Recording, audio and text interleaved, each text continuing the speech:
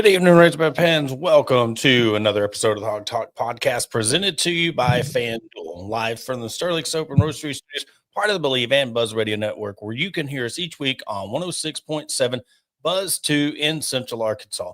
All our shows are coming to you by Arkansas Brewing Company in downtown Ozark. I'm Porter Hayes. Alongside me, as always, is Adam Hall. On tonight's show, we will break down a little bit of Arkansas, Tennessee. We will be joined by the Vol Bros at 6:35.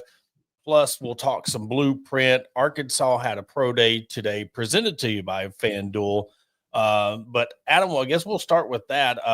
It's kind of cool. It came to me late notice on this whole pro day, and it's fitting how FanDuel Sports is putting it on. So I want to appreciate the people at FanDuel for doing that. But just Cal being Cal, getting his team out there, exposure. I don't know of any other schools that necessarily are doing this. So it's weird how Cal does this, and he's doing it on a higher level than what we even thought Musk could do when he was here, because it seemed like he was trying everything he could to get his name out there and the Arkansas's name out there, but Cal's now carrying the torch. Yeah, it was something for us that we saw Eric Musselman really start here, at least. And it was one of those that started off with 20 to 25 teams, grew to 28 to 30, and then you had everybody in the league here. Calipari's obviously on another level. He had it last year in his first year here, and then now we've added the element of FanDuel Sports Network airing it on all 15 of their channels. So it's big. You know, it's one of those that it gets the NBA scouts a lot of early insights, so they know kind of what players to watch after this season, even though, you know, a handful of them, obviously, they already know the names. They've heard the names. So that gives them a closer insight. And, hey, maybe they see something that these guys need to work on in this pro day, and then see how they evolve throughout the season. Yeah, and perfect timing too. You know, bye week, you had the what do they call it? Prime time in the Palace or whatnot. They had the other night, and from what I've seen, it was actually pretty cool. You know, it wasn't corny. I mean, you watch the clips of the slam dunk competition. There was some pretty impressive dunks going down. Billy Richmond, you know who he reminds me of? He reminds me of Antonio McDyess when he was at Alabama. His body frame, just how athletic he was. He is going to be one of those guys that, in a sense of what we kind of thought Trevor Brazil would be, you know, just the force that he will be inside and scoring. I think Billy Richmond has the ability to become that player. You know, I know Trevor Brazil was hindered by injuries and stuff, so I know he's on a lot of people's radar of being their fan favorite electric player. So with how the football team's going, all this could not come at a better time, because it really deflects people over to something positive to think about and to watch. Meanwhile, we don't know what's going to happen, what type of team. I haven't seen much out of practice or any kind of news since Bobby Petrino's taken over. So there's going to be a lot of questions heading into Saturday of what type of team we're going to get on Saturday. Definitely. I mean, adding in, you know, a couple of defensive staff members, there's still a lot of unknown with it. You know, we got to see what a team with no coaches and coordinators does, like UCLA did to Penn State yesterday. So it's one of those that you hope that the 2 weeks with no games will give them time to prepare a little bit, or a lot. And maybe it's something that these guys just needed a kick in the pants. They needed maybe some new coaches to push them. And so that's all we can hope for. And, you know, getting guys that have coached in the SEC, that have played in the SEC, that have coached in the NFL, you know, this is something that could work out well. And by that, I just mean salvage a little bit when you've got, 7 games left. Yeah, and courtesy of FanDuel, the Arkansas is a 13.5 point underdog, and the over-under is 69.5. So I don't know, when you go the over-under, they're expecting a high-scoring game on both teams. So they have a lot of faith in Bobby Petrino. So we'll see what happens on Saturday. And I'm hoping that it is a 40, 30 point outing for Arkansas's offense, because we know that's what it's going to take. Who's going to get the most defensive stops? Again, we'll have All Bros here on in a few minutes for the second segment to break it down more, but it's going to be one of those things, Adam. This could be the second game in a row that the betting lines are putting a lot of faith in this Arkansas offense to score points, to stay there. And with it being on the road, this 14-point underdog role, they're making it seem like it's going to be a closer game, much like they did the Notre Dame game. I just don't know what's going to become of that, because you are moving to a base defense. You are simplifying things. Yes, you could give the offense a kick in the pants, and we know how he is with, they're using the tight ends a lot more, the running game. But until Arkansas does stuff in the second half, it's going to be hard for me to rock with them producing 40, 45 points against Tennessee. At this point, it's tough to have high hopes, or at least it is for me. Seeing what we've seen, especially the past couple few games, it's been tough to watch. It's been tough to really grasp everything that's gone on. Having the second halves that we've had on offense, having the atrocious defense that we've had, it's one of those things that I feel like the 13, 14 point favor for Tennessee is almost a slap in the face to Tennessee. And maybe that's the way that they look at it. I don't understand why it's as close. I'm looking here at ESPN, and like they've got their analytics at 82% for Tennessee, right, almost 83%, 17% Arkansas. We know how those things go. Yeah. It's one of those that I feel like there's going to be revenge on the brain, especially for Josh Heupel. So this is something that we know Bobby Petrino loves playing Tennessee. So maybe he can have some Bobby Petrino magic that we've had in the past. This is just one that I don't want to get out of hand, because, again, you're going to be in a stadium with over 100,000 people. Yeah. And you still have Taylor Green with, out of the pocket with his legs. He's amazing. I want to see him be able to, and been preaching this from the beginning, I want to see him be more accurate on these throws. And the fact that, he's still looking down defenders, he's still kind of just throwing it up there, getting interceptions. I want to see more out of him. But to me, my biggest thing is this: I do not want to come into this, and I'm not getting on any fans for this, because I know y'all are just wanting something to hang on to. Nothing wrong with that at all. I don't want to be set up for disappointment, or like, okay, Bobby's back. He was sandbagging, when he was the OC. Now it's his job. Now he's the head coach. All is well. We're going to forget about the Notre Dame game and the other two losses, and we're going to go on a run. I'm really just don't want Arkansas fans to put too much in this if there is a loss, or even if you do lose by 21 points.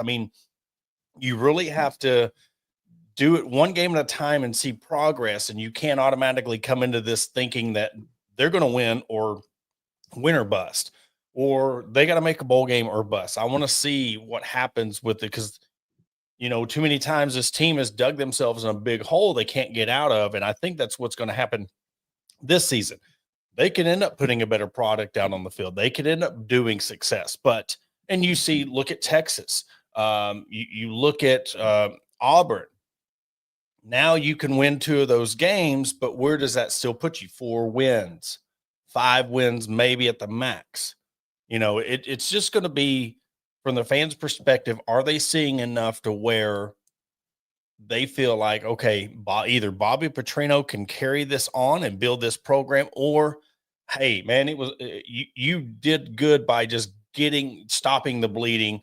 Now let somebody else take it over. Mm-hmm. And I'll just give a quick shout out to some of the Vol Bros family that will be in the comments watching and everything. So really enjoyed our time Thursday. Yeah, so that was awesome. when we get them on in a little bit, we'll return the favor. But salvaging the season, I know there's still some folks that have aspirations of reeling off 4 out of these next 7 games, getting bowl eligible. I just feel like you've put yourself in too big of a hole with the 3 losses already, and then losing the defensive staff and head coach. But maybe it's one of those things. We've heard since Coach Petrino's been here that Pittman wasn't going to basically have much say in the offense. He's going to let Bobby be Bobby, let him do his thing. But I think we've all seen there's been those times where the foot gets taken off the gas. Mm-hmm. And so, this is one of those perfect times that you're going to now be able to show us if that was the truth or not. Was that truly the case that Coach Pittman was holding Petrino back? And we'll find out starting next Saturday or this coming Saturday. I just don't know if you get into a situation, and I think Transplanting Texan asks here perfectly, will a simplified defense equal a more effective defense, and will a more effective defense equal a less stressed, frustrated offense? This is something. It is, but this is something that we've totally put everything on the offense's shoulders because of how the defense performed.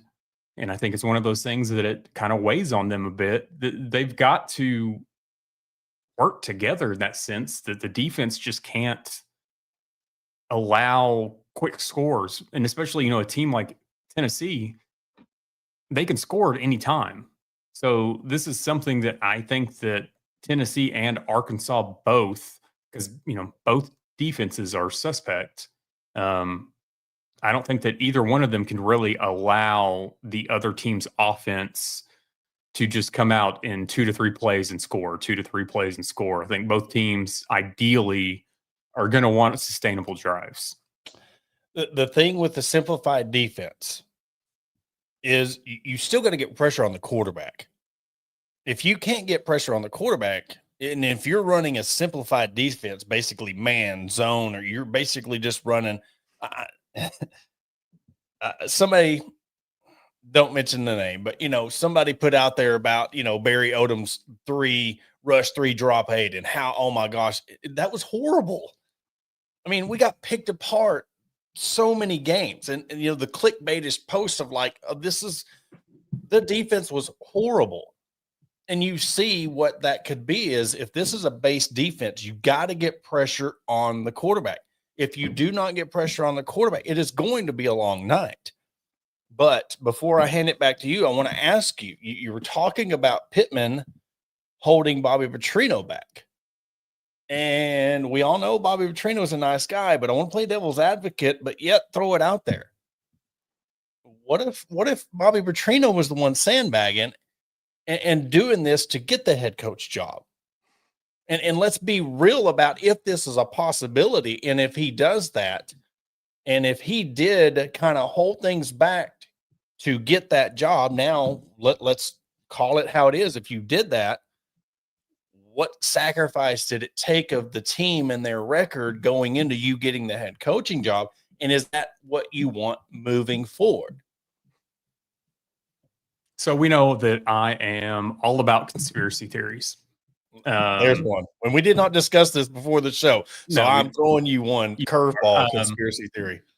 I do not believe in the sense that this was done on Petrino's part to run Pittman off.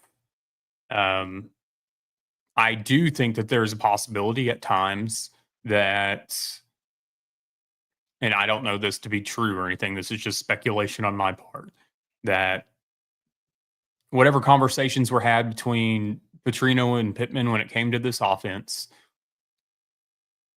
that maybe Petrino didn't speak up as much. Yeah. Wasn't as forceful. Wasn't as, hey, this is how I'm going to do things, whatever the case may be. And maybe that is something that came into play. Like, Pittman wanted to play it more safe, wanted to play it more respectful to the other team, if you will.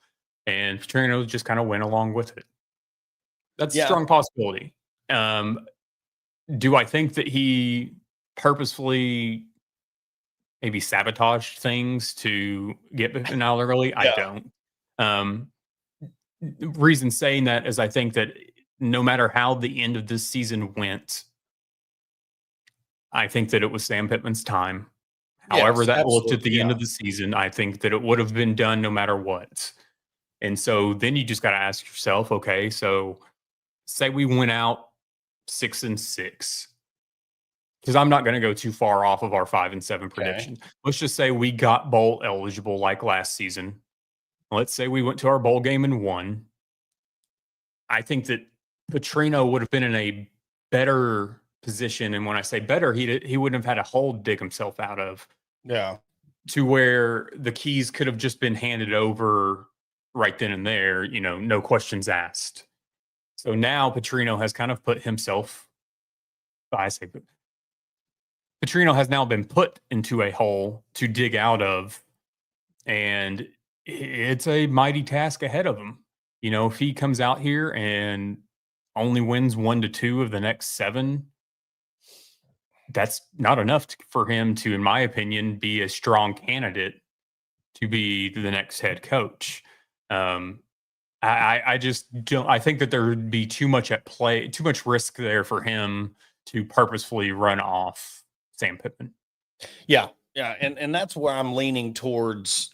Again, like you, unless he just comes in and runs this thing and they win 6-7 games, and I hate to use this, but I mean, for every rule there's an exception.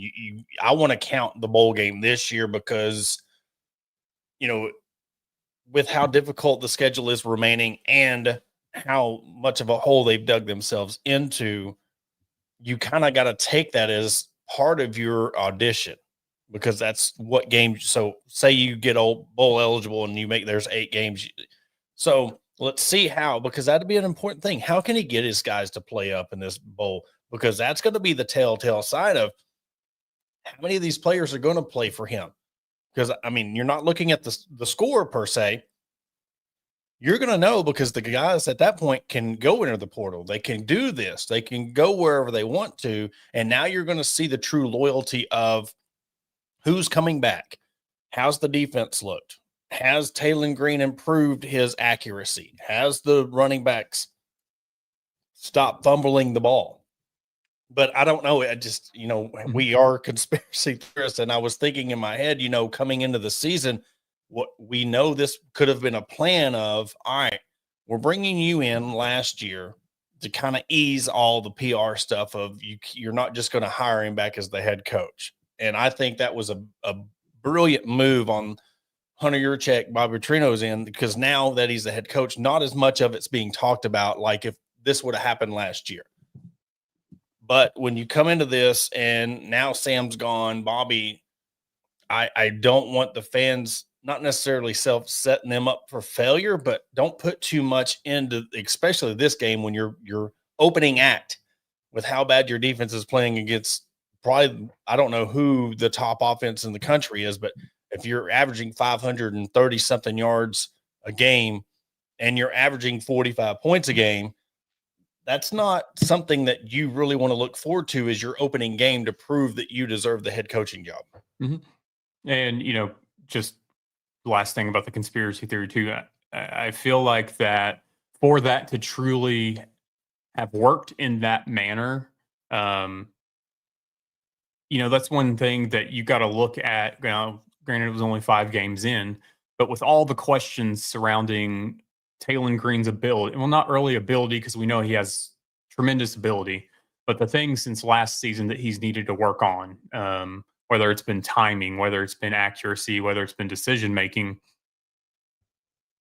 doing something like that. I mean, Bobby didn't have a hand in necessarily like Neyland's thought, Neyland's inaccuracy, Neyland's decision making. Yeah, you work on that stuff in practice and whatnot, but you would have had to have had, I feel like, co-conspirators on the offense to be that abysmal in the second half. for it to work out like that. So I just don't see that being, being able to work out that way. But, these guys, let them go in and try to salvage whatever they can.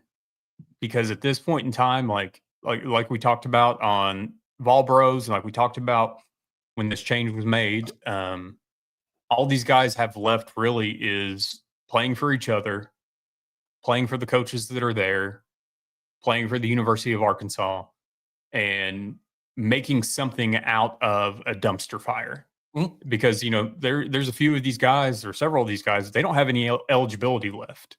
So this is it, Neyland Green being one of them. So it's one of those things that he's got to play balls to the wall for the next 7 games. All these issues that he's had with decision-making, inaccuracies, whatever else, you've got 7 games to figure that out, because your legs aren't going to be the only thing that can make you in the NFL. Like you've got to work on these things these next 7 games, because that's not going to get you past the combine. Yeah, absolutely. Because look, you have a run game.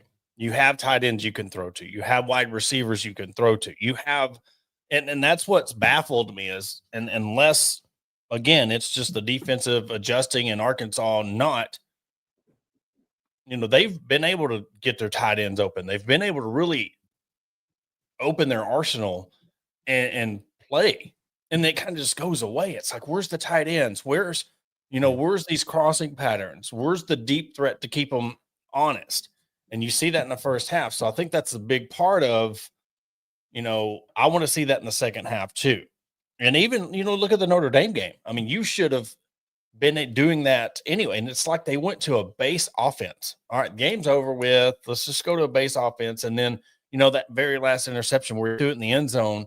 And it's like, I know when we talked about the Vol Bros, the rope was let go of. So I guess you're just out there kind of just half-assing it. But to me, you really need to come out, and if you, again, like Neyland Green, Bobby Petrino, this is one of them that we keep on telling the players.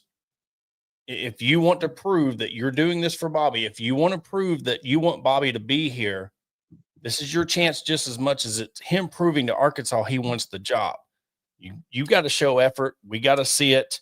You've got defensive coaches coming in that have NFL experience. Let's see how they do with a week and a half of adjustments. I know it's shortened because you're going on the road, but I think this will be the most intriguing game, and it might be the most watched game up to this point, because they are just that intrigued. And this is nationwide. They're very intrigued on how Bobby is going to come in this first game. And I don't want it to end up like a Bill Belichick kind of deal where you're throwing him in North Carolina and then you look what happens there. So, and then we know there's a lot of John Gruden talk, and now they're, because of what Bill Belichick's doing in college, they're like, see, this is why we don't need Gruden, so it's one of those things that next week is a very important week, win or lose. I want to show more effort. I want to show that they can hang, and we'll go from there. Mm-hmm. And, this is one thing right here. It's like we've been saying, Neyland, 2024, Neyland creeps back up. He starts getting focused on one wide receiver. He starts getting tunnel vision. He's not looking when he's not looking downfield when he's running. This is something that he's, I don't know, the first couple of games of the season were cupcakes, if you will, and I'm not trying to take a shot at Arkansas State. But this is something that Neyland's got to show progression through more than just the first half of a game. So, bringing up that, yes, this might be one of the most watched, if not, especially for Arkansas, the most watched game. Bobby Petrino back at the helm. Let's hope that it's for an entire game and not just the first half and everybody starts tuning out. Absolutely. Absolutely. Well, what we're going to do is we're going to take a quick commercial break. After the break, we'll bring on Evan Pierce of the Vol Bros. Again, had a very good conversation. I really want to, before we'll bring it back up when he comes on, but one of the coolest fan interaction comment sections that we've ever been a part of on another show. So I can't wait to have them jump on our comment section and have us all interact. But after the break, we'll have Evan Pierce, the Vol Brothers. We'll be right back. Searching for premium brewery products that will take your daily routine to the next level? Look no further than Sterling Soap Company. Our handmade soaps, aftershaves, and balms are made with only the finest ingredients that give you the ultimate grooming experience. With a variety of scents to choose from, there's something for everyone. Plus, our products are crafted in small batches to ensure the highest level of quality. So why wait? Visit www.sterlingsoap.com or visit our retail store at 16 West Walnut Street in Paris, Arkansas. Shop our collection and discover the difference for yourself. Upgrade your grooming routine with Sterling Soap Company. Are you looking for a place to grab a cold drink and some delicious food? Look no further than Arkansas Brewing Company. Located at 201 South 1st Street in beautiful downtown Ozark, our establishment offers a wide selection of craft beers and tasty eats. But what sets us apart is our welcoming atmosphere and friendly staff. At Arkansas Brewing Company, you'll always feel like part of the family. So visit Destiny and Christopher Brockett and staff today and see for yourself what makes us the go-to spot for locals and visitors alike. Arkansas Brewing Company, come for the drinks and stay for the friends. Attention DIYers and home improvement enthusiasts. Are you searching for the right tools and supplies to tackle your next project? Look no further than Mentor's Hardware Store. With locations in Ozark, Alma, and Clarksville, our vast selection of hardware and building materials is sure to have everything you need, whether you're fixing a leaky faucet or building a new deck. Plus, our knowledgeable staff is always on hand to offer expert advice and guidance. And with our competitive prices and convenient online ordering, Mentor's Hardware Store is your one-stop shop for all your DIY needs. Visit us today and let's build something amazing together. Are you looking to take your career to the next level?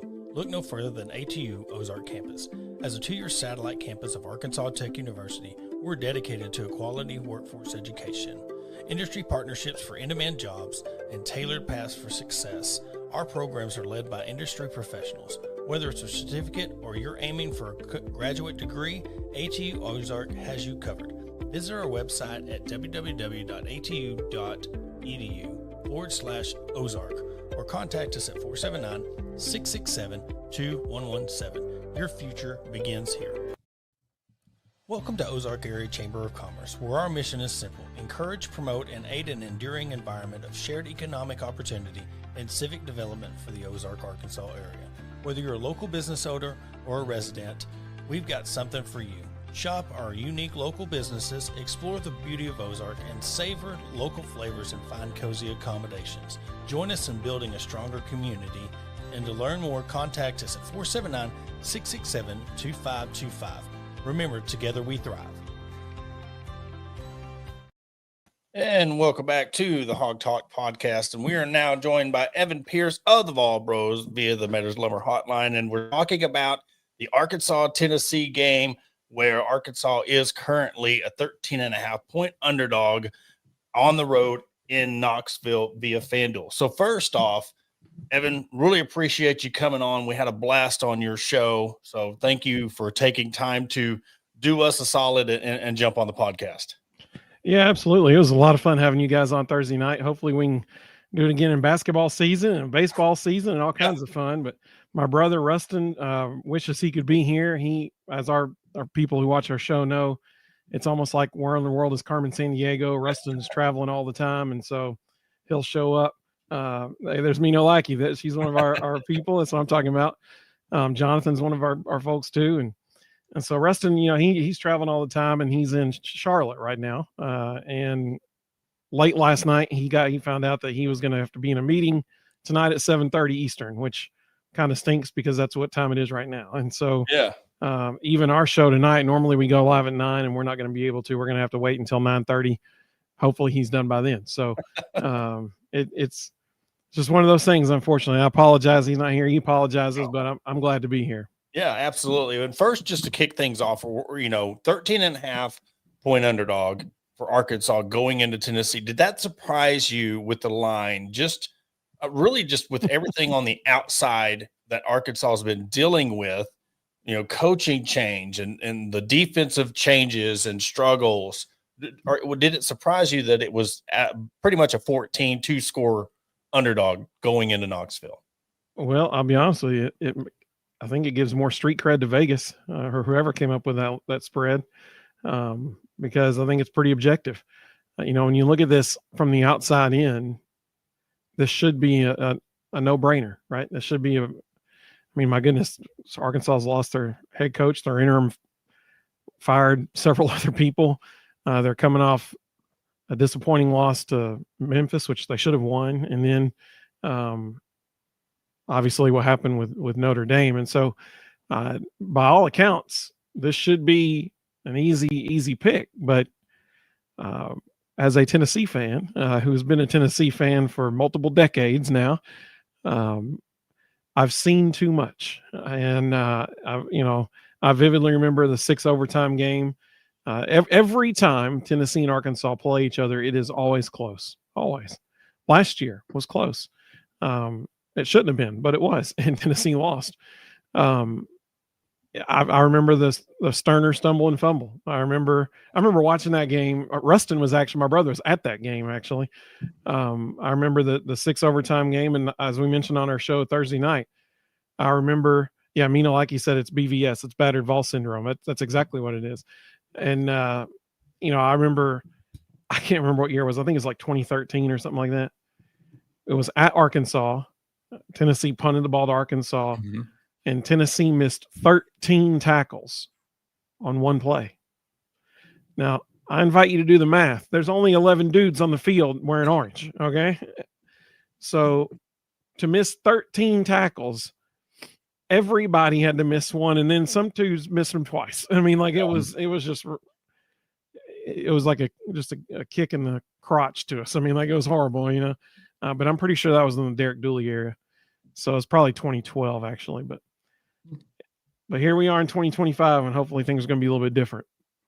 I don't know if you caught any of the games around the country yesterday, but one that obviously stood out a little bit was UCLA and Penn State.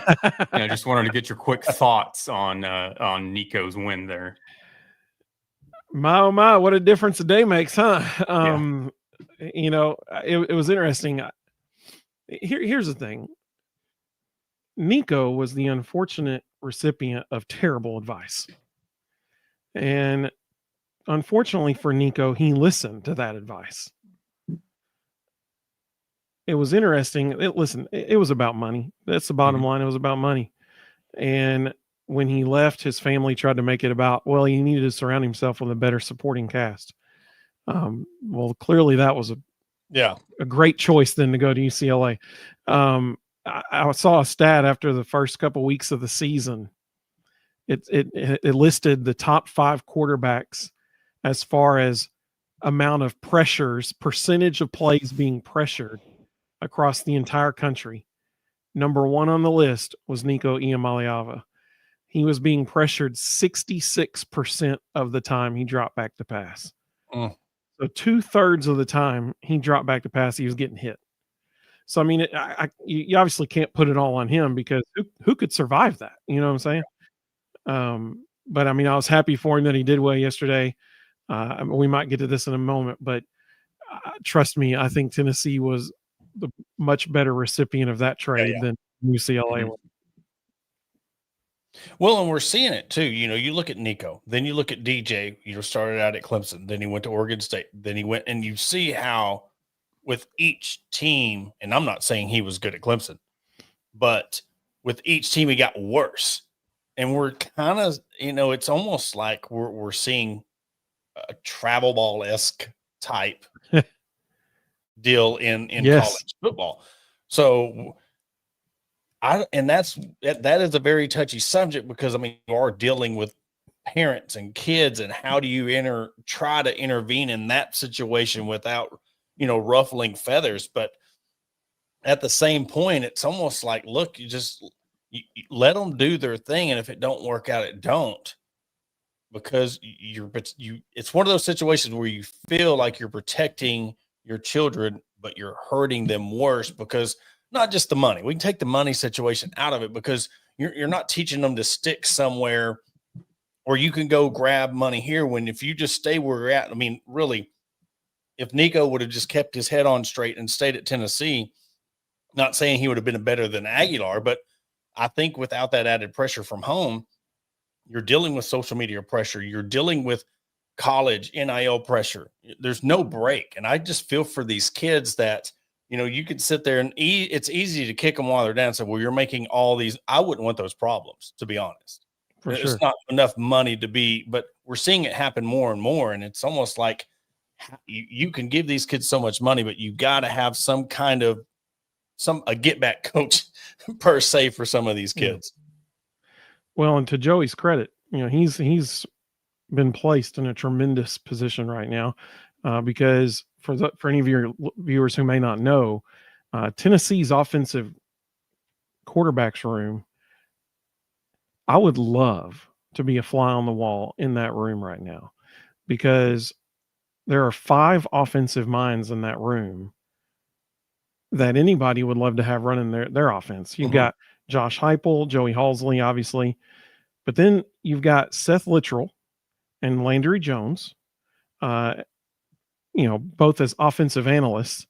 And now we found out a couple weeks ago, Jim Chaney has been working as an offensive analyst with Tennessee for the last several months. So you've got 5 brilliant quarterback minds in that room. No wonder Joey's having the success that he's having. And unfortunately for Nico, he left that situation. And because when he was here, it was just Heupel and Halsley. So now we've got 3 more guys that would be really making Nico better. And I mean, imagine if you're an NFL team, look what happened to Shadur Sanders. Yep. You're not going to want to draft that guy, knowing that his dad's going to be trying to negotiate contracts for him. Mm-hmm. Yeah, exactly. How much revenge do you feel on the side of Tennessee, Coach Heupel, or is it just going to be, business as usual? They're not worried about last season. What's the mindset going into this coming Saturday? Well, so I'll give you one really good piece of insight knowledge here about Josh Heupel. Don't believe a word he says ever. He is the master at saying a lot without saying anything.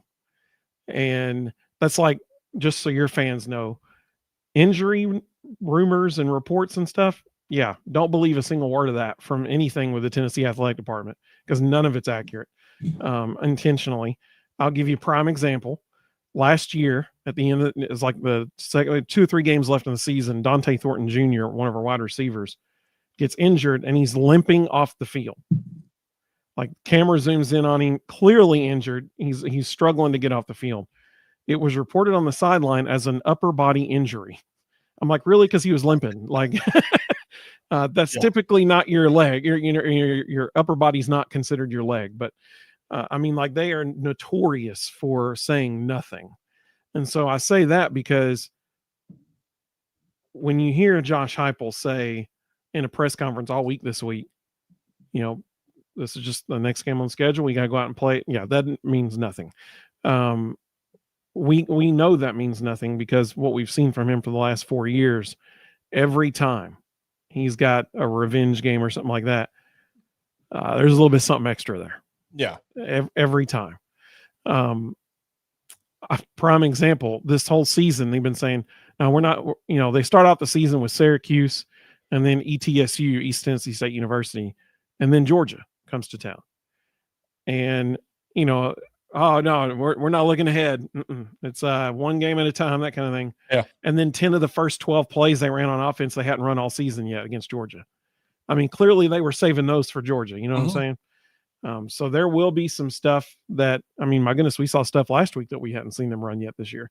So there's going to be some stuff Saturday, that we see Tennessee run that they have not shown yet this year. And, that's exciting for us, because we're like, what are we going to get to see? But yeah, this will mean a little bit more to him. Yeah. And we're seeing, look, Sark's done it with Arch. There's nothing wrong with him. He's fine. And of course, what Lane Kiffin's, his shenanigans about the quarterback situation, he's pulled, leading up to the Arkansas game, and it's one of those things that, but there's no accountability. Like, the SEC comes out with these rules about your availability report, and you have these, and you see these blatant kind of just middle finger in the air, like, we're still going to do what we want to do, but there's still no accountability. So you're all going to see it, but it's gameplay. In the SEC, you have to do that. I don't know if it really even works, but it's mind games. But coming into this bye week situation, I really am intrigued to hear, Arkansas didn't just make a coaching change in a bye week with somebody that got a promotion, or well, I will say that, but you'll get what I'm getting at here in a second. Not somebody that nobody's ever heard of, and elevating them.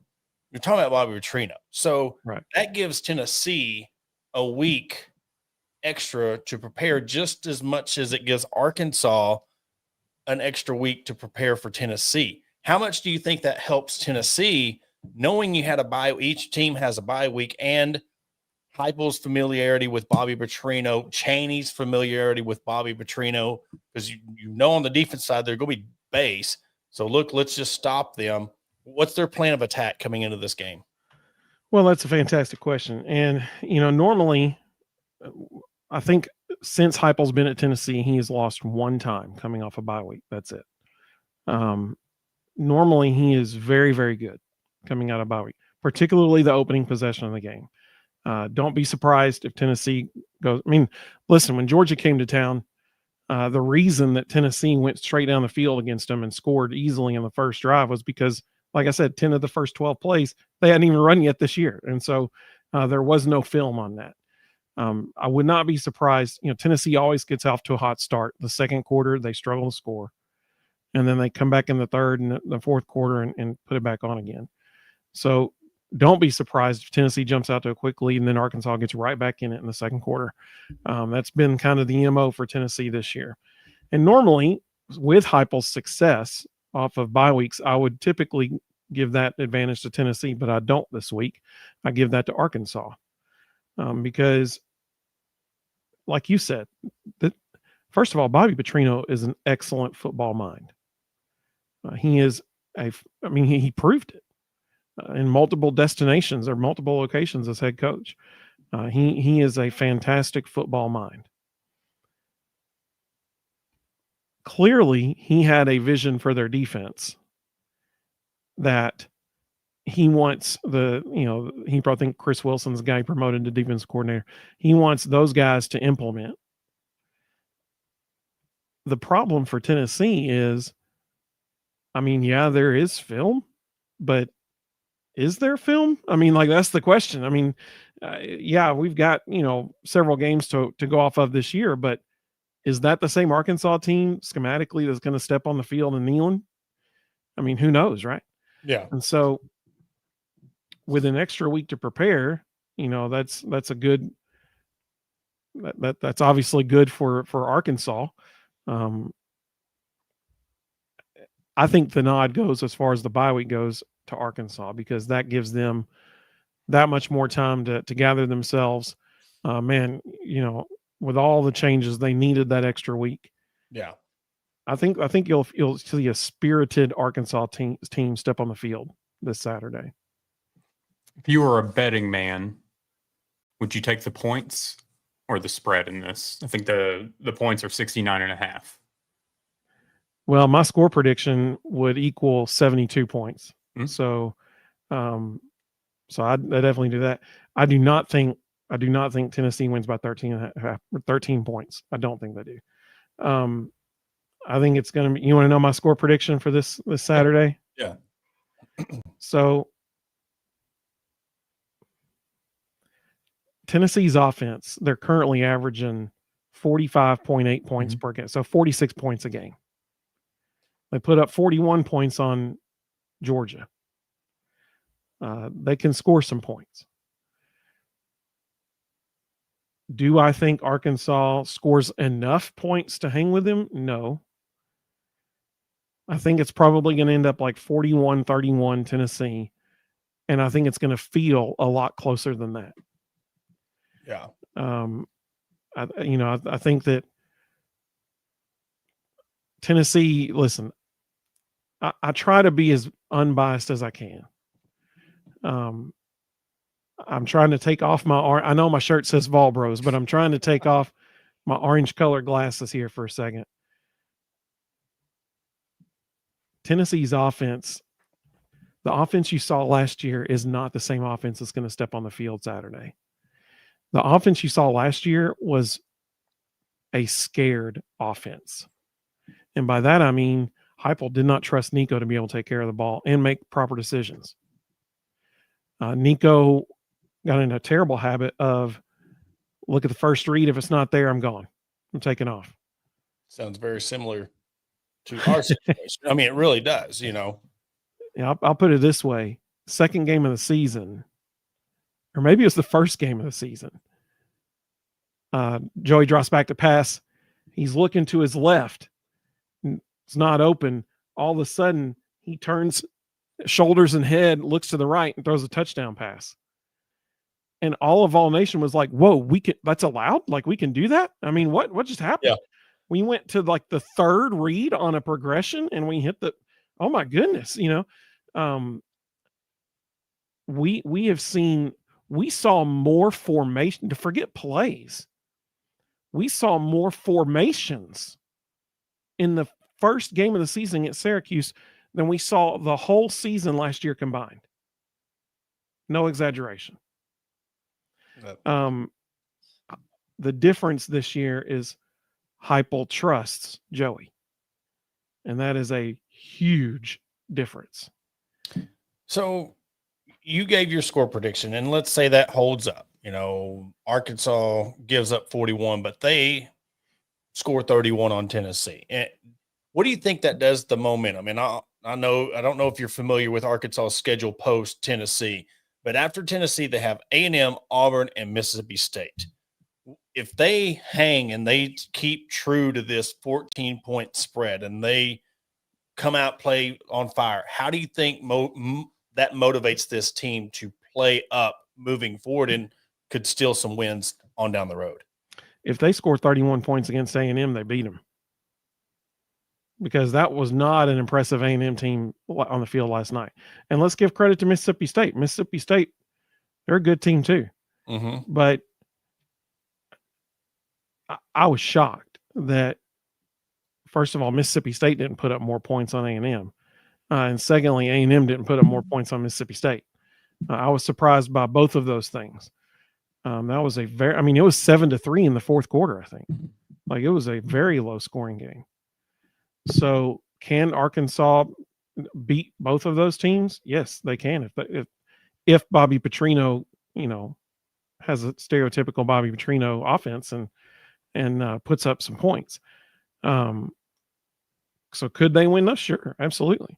But one thing, my goodness, y'all, the last 2 weeks have proven to win in the SEC, any win is a good win because every single team is a good team. Yeah. What one thing for each team? What do they have to do if they want to win on Saturday? Ooh, that's a great question. Well, I know people are probably going to hear this and be like, oh, it's just a Tennessee fan saying that. I get that. But Neyland is different, y'all. Mm-hmm. I'm sorry. It just is. Like, it is literally the loudest stadium in the history of football, not college football, all of football. That record was set in 2022 on the opening play of the game against Georgia. Tennessee had a 75-yard touchdown run, and they hit 137 decibels. It's the loudest stadium in recorded history. If you want to read something fun, go find the comments from Baker Mayfield and his center from 2015 after the Tennessee-Oklahoma game in 2015. It is incredible what the offensive lineman says about Neyland Stadium. Mm-hmm. It is amazing what he says. So if Arkansas wants to win the game, they have to start fast. They can't let Neyland get loud, because once the offensive lineman described it as an oppressive force. Yeah. You can't let them get loud. You got to keep them quiet, or they will impact the game. That's just the reality of it. Interestingly, I mentioned that about I say this to back what up what I just said, but they said, rumor is Jermond McCoy is going to be back this week. Going into this season, everybody's talking about how Tennessee's defense is their weak part right now. Listen, going into the season, the defense was going to be the strong point of the whole team again. It was supposed to be better than last year's defense. And then injuries just pummeled them. Kirk Herbstreit, week 1 on College Game Day, said, Tennessee probably has the best 2 starting corners in the country with Jermon McCoy and Ricky Gibson, that duo. Neither one has played since, Ricky played one half of the Syracuse game, got injured, and is probably now out for the season. Jermod's recovering from a torn ACL. He's supposed to be back this week. But, anytime you can get he was projected to be a top 10 draft pick this year. Anytime you can get one of those dudes back on defense, that's a good thing, And so will he be back? Who knows? But in order for Arkansas to jump out quickly, they only really have 2 options. And that's to pick on Ty Redmond, who's a true freshman, a corner. That's who Georgia went after all game long. And to his credit, the dude played really, really well for his 3rd game as a collegiate athlete. I'll give him credit for that. They got to go after him, and they got to try to confuse Boo Carter. Boo Carter will be in at the start quite a bit. Anytime Boo comes in the game, Boo is a headhunter. Anytime he comes in the game, I can probably almost guarantee you he's coming in for like a safety blitz or something like that. He is not the best cover man in the secondary. And so those 2 ways are how you can get to Tennessee's defense. As far as what Tennessee needs to do,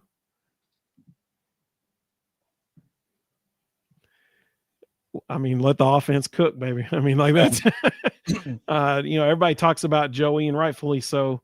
Tennessee's backfield, there's a 3-headed monster back there that does not get the credit it deserves. Deshaun Bishop, Star Thomas, who's a transfer from Duke, and Peyton Lewis. The 3 dudes they're fantastic. And I think if Arkansas fans haven't got to see them play yet this year, I think that they're going to be pleasantly surprised at how good not pleasantly surprised, but unfortunately surprised at how good those 3 dudes are. That's the thing. Tennessee's given up 1, I think maybe 2 sacks all season long. Their offensive line was a big question mark going into this game. I think that or going into the season, they're a big question mark, and they've proven to be fantastic. So you got to like Tennessee's chances, but it's Tennessee, Arkansas, and literally anything can happen. So hopefully we don't have another 13 missed tackle play on the day. Well, and what gets you out of here on this, talking about, you're talking about Neyland, and it's different in the fans. Do you think that Arkansas firing the head coach, coming in limping, do you think that is kind of hindered the fan turnout per se, or the electric atmosphere, or do you see, and I think we talked about this on y'all's show, was, Tennessee's trying to get to that next level. They're trying to be a championship caliber team. So is that full focus, and they're not really worried about what team comes in? They're really truly worried about getting to the college football playoff. I'll put it this way. The fact that Petrino is now the interim, he's going to be the guy in my opinion, but the fact that he's now the head coach, listen, the student section is in the corner of the end zone near the Arkansas sideline.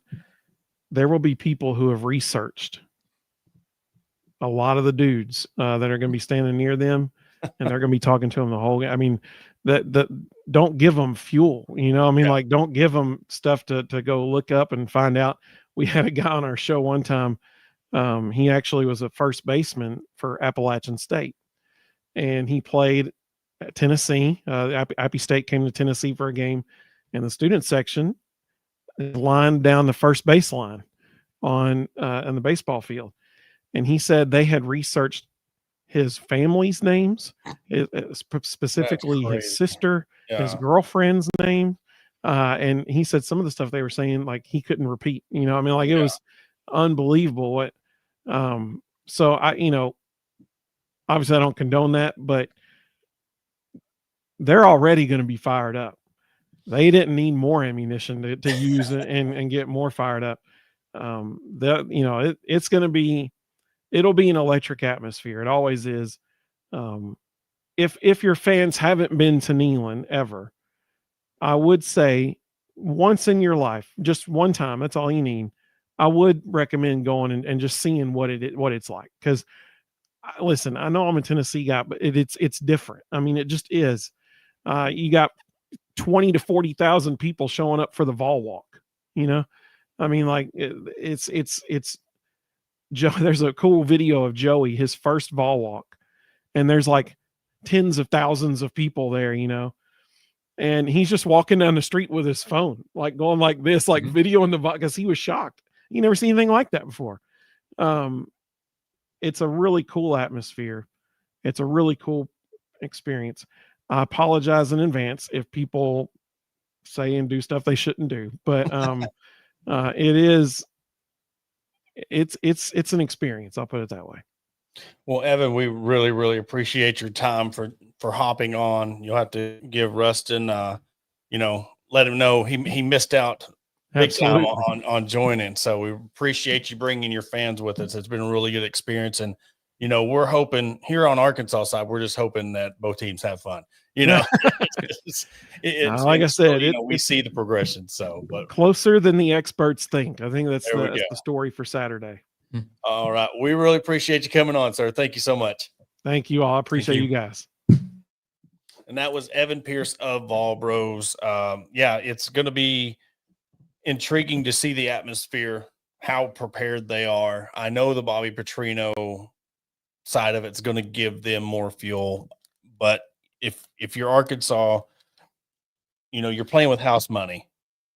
You're going into this game. Everybody's not laughing at you, but nobody's going to give you a chance at this. I know the line's 13.5, but there's going to be hardly anybody that gives Arkansas a chance to win this game. So see what type of team shows up, and if they can shock the world, if they can do something on the road that really boosts, Bobby's case of why he should be the head coach. Yeah, we'll see what happens this weekend. You just hope for the best. That's all you can do at this point. And it's one of those things that hopefully, we can have another collab here with Fall Pros. I think Arkansas and Tennessee play January 3rd in basketball. Unfortunately, the SEC screwed up and we aren't playing each other in the regular season in baseball. So that should be a yearly game. But basketball wise, I'm looking for some redemption after the blowout loss in Knoxville last season. So it's one of those when Arkansas and Tennessee play, there's a lot of good and bad blood out there when it comes to it. Well, the Arkansas game, 3:15. It will be on the SEC network and via FanDuel. The opening odds, 13.5 point underdog, 69.5. So by their odds, we're looking at a high scoring, close game. So we'll see what everybody has to say. Kind of take a not a jab, but a line from the ex-head coach. Just put the ball out there and see what happens. That's all you can do at this point. I mean, you've literally got nothing else to lose. So just go out there and show up and show out. Yep. Well, Adam, you'll be back with the boys, 8:05 Hog HQ. We will be back Thursday. No show tonight. Okay. No, since it's a bye week, no show tonight. Bye week. So they did their own bye week. So again, want to thank everybody. Want to thank the Tennessee crowd for joining the show tonight. Much welcome, much appreciated. And we will be back on Thursday, not at Thursday. On Thursday, 6:05. Thanks for everybody tuning in. All of our sponsors, FanDuel, Believe, and we'll catch you on Thursday.